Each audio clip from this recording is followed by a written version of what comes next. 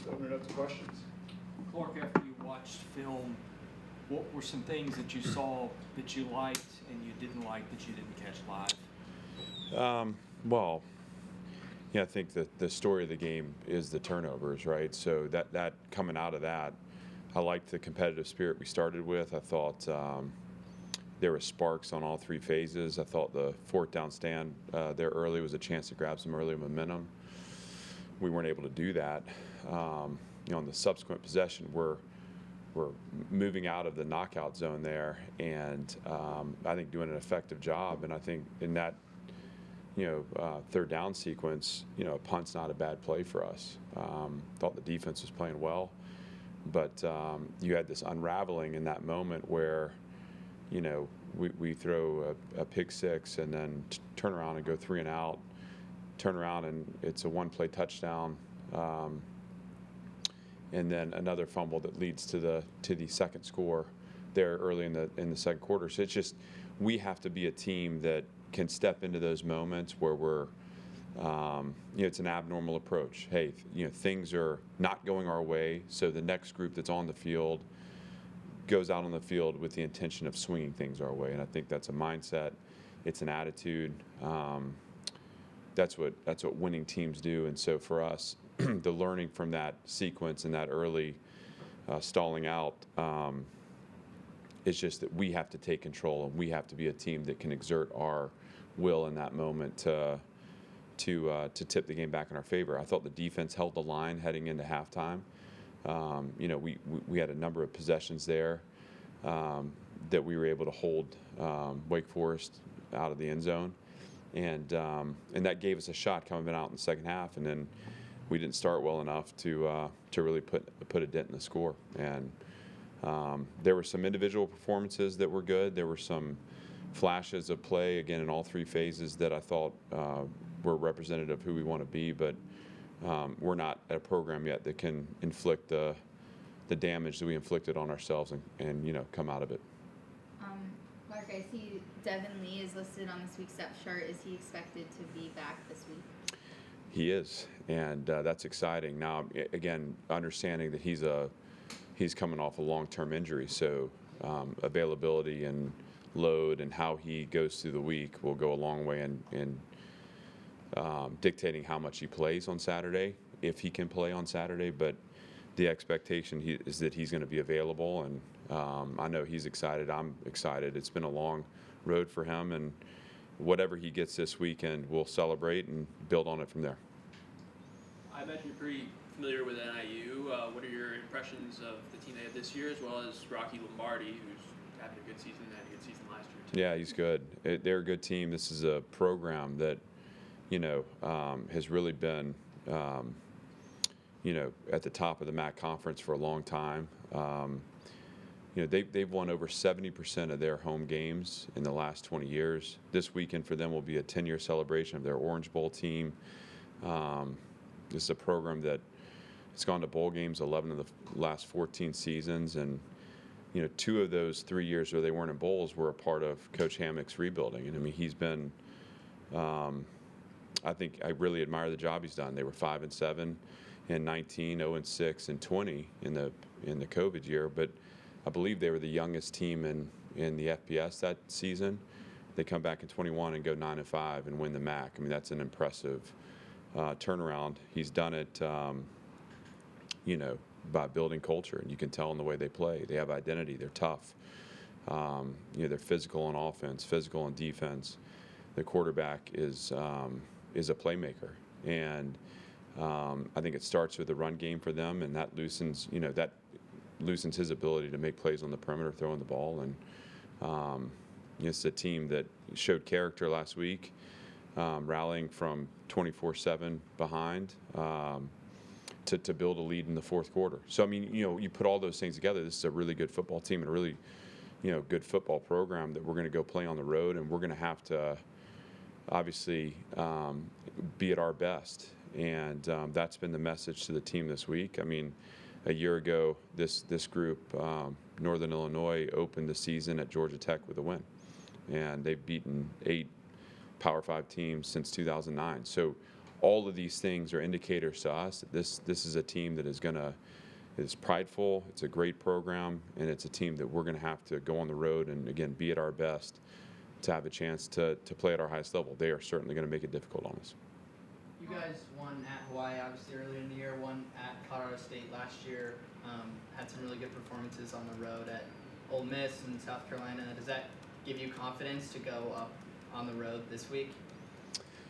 Every game is a unique experience. The Hawaii game, we had a long time to prepare for that, and we were on site for a week, and what was abnormal became normal for us. We kind of created our rhythms there. We enjoyed the win at Colorado State a year ago, but that's long faded in our past. I mean, this is about this team where it currently is. Trying to bounce back from a game where we didn't perform at our level, and we were competing against a good team. We got to show maturity to quickly get past that, taking the learning with us, and go on the road and be road warriors. And we got to find that grit that it takes to go on the road and play to our identity. And I'm excited to do it. I'm excited to get back on the road with these guys and to see how they respond to what was a tough game for us last weekend. Are you planning to have Mike start against Northern Illinois? Yeah, it's still Mike. Listen, he's had a number of really special performances for us this season, and he knows. And I say this, and I've said this before: it's an earn it every day mindset for each position we play. So, that's all a part of the build of this program. But I'm excited for Mike to come out this week and to get dialed into what Northern Illinois presents, the challenges, and where he can be better, and we can be better as an offense moving forward. Because the play of the quarterback is obviously something that takes a lot of scrutiny, but we look at that and say, where in design can we be better, and where can we be helpful to him in his performance. Are you planning to get AJ into the game, or do you want to go with just one quarterback ideally? I think it's hard to play two quarterbacks. I don't think that's I don't think that's a formula that we want to deploy as a strategy. Like I don't think that that's the best thing to do. You want players in game to be able to play through mistakes and to be able to find rhythm. And to me, it's just it's best when there's a commitment to one person doing that. Some of the freshmen who got in a little bit more, or I think for the first time, Wataha and Bradley Mann, and also some others who played more. What did you think of them against Wake? I thought they handled themselves well. I mean, when you play freshmen, it's not going to be perfect, and you got to, freshman players have to learn through their mistakes. But I thought there were flashes, and I'm excited to see those guys go after more, because I think, the cool thing about having a young team and having freshmen as involved as they are for us to this point is you can almost draw a line of progress through the season, saying you're going to see as they accumulate exposure and accumulate reps, you're going to see their game change. And I also say that and know too that freshmen in their first fall semester, taking on the season, that's there's going to come a point in time where they hit that wall where we need to be great as a staff and as a program to pull them through and to make sure that they're staying on that line of progress, because it is a lot, and one of the joys of college coaching is to watch as what feels like you're drinking out of a fire hose early in your career. You just learn to manage your schedule, manage your time, and to attack the things that are most important. And you just see the game settle as all those external things settle too. So I'm excited for them. I thought they represented themselves well. I'm anxious for them to get more and to keep growing. Kane Patterson and Jeremy Lucian had pretty good games against Wake Forest. Are you anticipating for them to start to get into the rotation more? And what did you see from them on Saturday? Both bring competitive spirit. Obviously, both bring age and experience. I think they've I think Kane made the tackle there on the goal line, and really did a great job. When I was celebrating with him on the sideline, it was the first time that I've been fearful of a headbutt. And so I had to kind of make sure I kept my distance because he didn't have his helmet on, and neither of us are good enough looking to take on that damage. I think Kane's still got to clean up his game. I see opportunities for him to expand his role, but I also see him as new in the systems and still learning. And so I think there's more for him out there, both in terms of increasing rep count, but also in terms of, making more plays because he's executing the defense at a high level. And those are subtle things, but those are things that we're focused on with him because we know he's a good player. And again, he is totally representative of what this program is about in terms of his intensity and work ethic. Jeremy, I thought, really represented himself well, and in coming out of a game where he didn't play as much. I thought he was excited to get out there and showed that level to compete. He's done it, in his career, and so we're gonna use him as much as we can to put the defense in the best position to win. You've got at center Xavier listed in an or with Julian Hernandez. What's the likelihood you can play Julian this week? And I don't see him listed Xavier at right guard. Is that a case where is he going to go back there when Julian gets healthy, or how does that work? Well, I was hopeful for Julian a week ago, and we started working him back in. He wasn't responding quite to the level that we needed him to be out there and feel confident and comfortable playing. So he's further along this week, and my expectation is that he'll be available in some capacity. We got to work through. Thought today went well. We got to work through tomorrow and Thursday to kind of gauge what that capacity will be. Obviously, with Julian back, you get the flexibility to move X. I think to do that requires a confidence in Julian's ability to sustain through the game.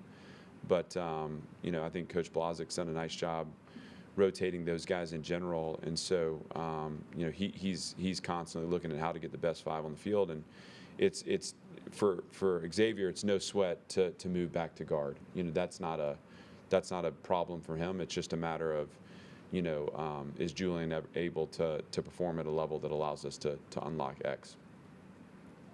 Are Quincy and Rocco making progress? I know you said on the radio that Quincy had a setback, sort of. Yeah. Re-aggravated it. What does their status look like? Yeah, Quincy's a little up in the air. Rocco's making progress, but Rocco's a little more day to day, and I'm hopeful for him. And yet, we went through last week, and we felt like he was close, but just wasn't quite at the level where he felt comfortable, and we felt comfortable putting him out there. So, again, it's he's been reintroduced. He's leveled up in terms of his load. We're just kind of monitoring how he's responding, and hopeful that he'll be out there with us Saturday, but also feel like that it's just a matter of time for him. How can you guys get more out of your wide receivers? Well, I think part of that. I think the question centers on how do we get more out of the offense. I think what's happened over the last really 6 quarters has been kind of the shrinking of that box and the need to get the ball out and on the perimeter more. And so again, I think that's both in design, but I also think that's in the execution of the design too. And so we have playmakers out there, and we want to make sure they have the ball in their hands and they're getting their touches and really just playing within the rhythm of the game, and so we have the ability to design that in the offense and to design the shots. I thought we had shots on Saturday when both quarterbacks were playing, and we weren't able to protect, and so we can't miss on an opportunity to get the ball up in the air over the top of the defense because we can't hold up in protection. And so all those become focal points for us this week. I think it's a it's a good question, and obviously something that we're seeing also in our assessment of where we are offensively. How do you balance that shrinking box with your run first identity? Well, it's about having the counter punches to get the box to expand a little bit, right?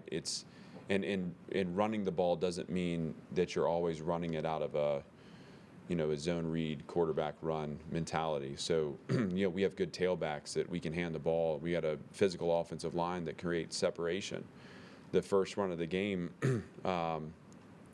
first play of the game for us, we hit a run just by separating the first and second levels, and Ray was able to find the vertical cut and get going. So those are plays that we can lean on and still be have a dynamic run game. It's just when we sense that the safeties are down and the apex players are in and involved, we've got 3 1-on-1s on the perimeter.